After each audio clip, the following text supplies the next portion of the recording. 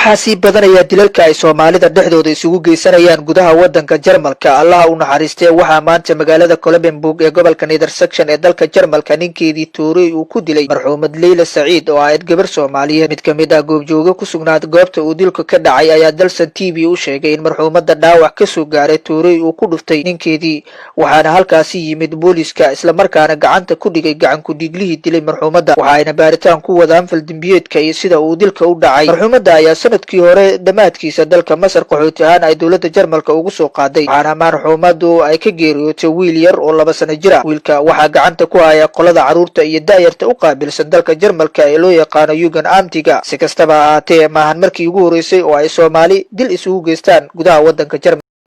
السلام عليكم ورحمة الله وبركاته أصحابي سيتم في عندنا عافمات كينا أنا وإذن في عنا ما شاء الله إذن كانوا حافلا هنا عافمات قبتين runtii waa idin mahadcelina sida qurux badan ay ugu xirantihiin waa idin kaga mahadcelina ma sha Allah idin lay meesh ka sii wada waan arkaa comment-diina dhiirigelinta like waan arkaa ma sha Allah walaalihii waa idin mahadcelina runtii meesh ka sii wada idin leeyahay waxa walaashii maanta waxay u soo gashay arin wallahi murug leh iyaga murugsiisay aadan u murugooda inna lillahi wa inna ilaahi raaji'uun ninba xaaskiisa ku dilay magaalo wadanka Jarmalka ku dilay xaaskiisa hal cunug ay haysatay wiil 2 jir ay haysatay xaguu ku dilay walaalayaal arrimahan aan ugu soo badanahay macnaha waxaan fahmi lahay guurka macnihiisa ma la fahmi lahay war guurka nasteexa waaye naxariis waaye maxaa waxaan lisdilay wax fiican ma aha Soomaaliya ka jooga way nagu soo badanaysaa arintan zaaid ay nagu soo badanaysaa naag ninkeeda dilaysa nin naagtiisa dilay wax nagu cusub waaye wax dhaqan iyo diin aan leena midna ma aha laakiin way nagu soo badanaysaa gadaashan damba war aan ka joogin war waxaan wax fiican maaha war gacantaada ina qof bil aadan ku dishay sabab ah u noqotid qof bil aadan dilkiis ina aad sabab u noqoto wax fiican maahan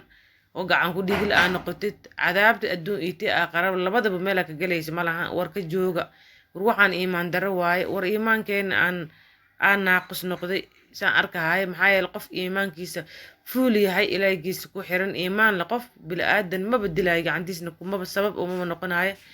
waxaan iimaanka yaraaday war iimaanka aan dhisano war iimaankeen seen ku dhisan karnaa iimaankeen waxaan ku dhisan karnaa anagoo ilaahay isku xirna ilaahay marka isku xirtid oo dib kasto kugu imaado ilaahay aa u sheegato ilaah rabbi raxmaan oo adaas weyn waaxid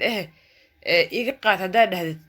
waxa way halaas daas wax xasuuso qalbiga ku dagaa 2 rakacna aad ku tid wax dhan way hagaagayaan laakiin hadii dil waxa way waa arin shaydaan way mugta dil waa wax shaydaan waa ma ahan wax oo wax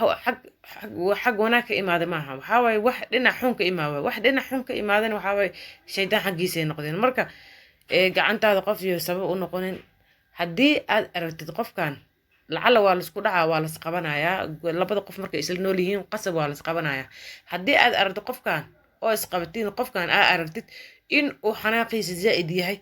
in oo ma aragtid inuu ku dilo aad u maleynayso waa qiyaas waa fiirin Soomaa hadii qofku muran yar ay tahay oo lacala oo qofkaas oo wax weyn ku geysanay dhib ma laakiin qofka oo nooc kale indhaha cadeeyna oo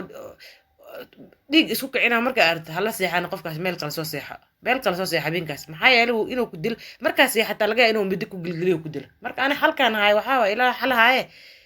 hala seexan hadaa isku dhacdin isku meel ha seexan meel kale soo seexa